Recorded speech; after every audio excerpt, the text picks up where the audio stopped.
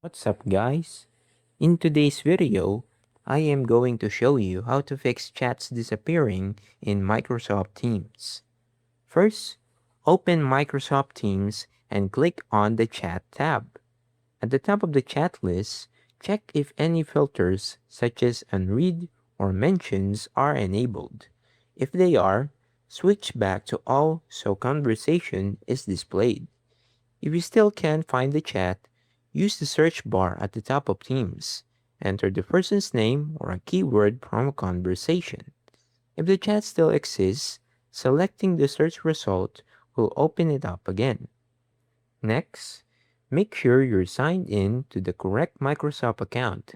Click your profile picture and confirm that you are using the account where the missing chats were originally created. If the issue continues, close Microsoft Teams completely and open it again. This refreshes the connection and can resolve temporary syncing issues.